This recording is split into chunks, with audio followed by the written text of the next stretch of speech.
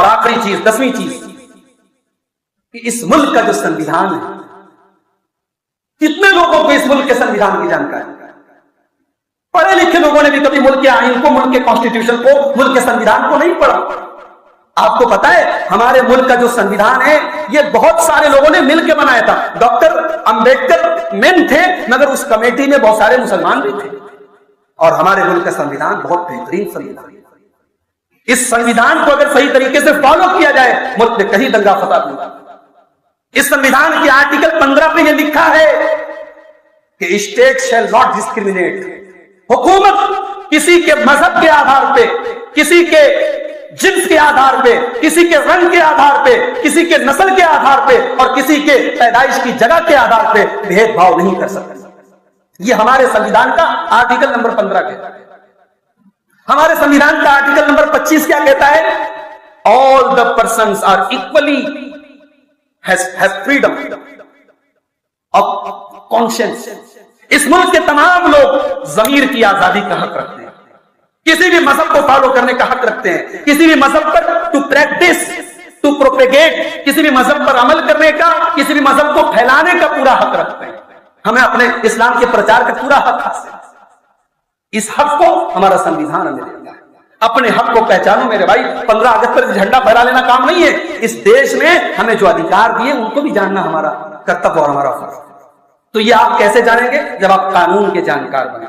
ہمارے قوم کو اچھے وکیلوں کی بھی ضرورت ہے، اپنے کسی ایک بچے کو وکیل بھی بناؤ میرے بھائی۔ لوگ عام طور سے وکیل کیوں بناتے ہیں؟ ایک صاحب ملے، ان کا ایک بچہ وکالت پڑھتے ہیں، میں نے پوچھا کیوں وکالت پڑھا ہے بھائی؟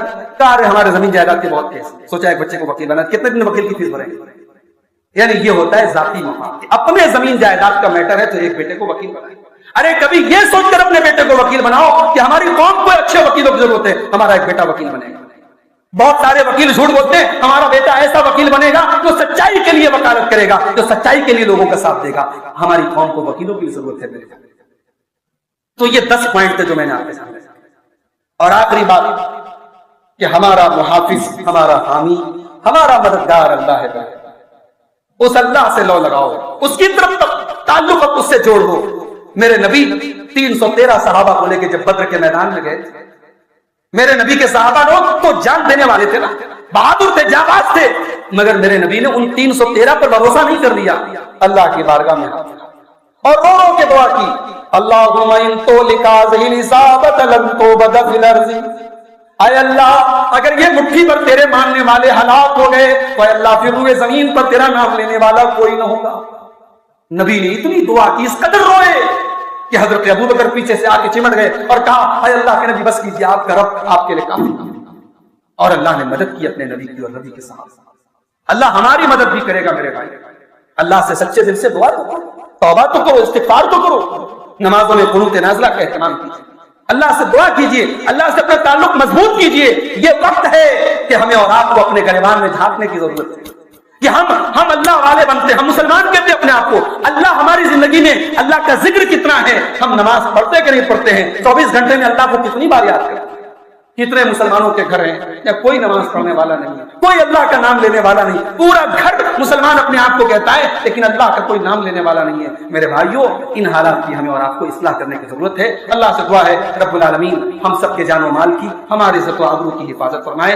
رب العالمین ہمارے ملک کے امن و امان کو برقرار رکھے اور ہمارے ملک میں جو لوگ اشانتی پھیلانا چاہتے ہیں، اس ملک میں بگاڑ پھیلانا چاہتے ہیں، اللہ ایسے لوگوں کی تمام کوششوں کو ناکام کر دے۔ اللہ کرے کہ اس ملک کے تمام باشندے مل جل کر کے محبت کے ساتھ، پریم کے ساتھ، سوہاد کے ساتھ ایک دوسرے کے ساتھ زندگی گزاریں۔ رب العالمین ہم میں سے جو لوگ بیمار ہیں ان کو شفا کامل عاجل عطا فرمائے، جو روزی روٹی سے پریشان ہیں اللہ ان کے کاروبار میں برکت نصیب فرمائے، جو ہم میں سے نماز سے دور ہیں اللہ ان کو نمازی بنا دے، جو نمازی ہیں اللہ ان کو خشوع اور خضوع کے ساتھ نماز ادا کرنے کی توفیق عطا فرمائے۔ آج کا یہ پروگرام جن بھائیوں کی محنت سے اور کوشش سے منعقد ہوا ہے اللہ ان کی کوششوں کو قبول فرمائے، اللہ ہمارے کاموں میں، ہماری نیتوں میں اخلاص پیدا فرمائے، اللہ ہمیں جب تک دنیا میں زندہ رکھے اسلام پر زندہ رکھے اور ہم سب کا خاتمہ ایمان پر ہو، آمین۔ ربنا تقبل منا انك انت السميع العليم وتب علينا انك انت التواب الرحيم، وصلى الله تعالى على نبينا محمد وعلى اله وصحبه اجمعين، والسلام عليكم۔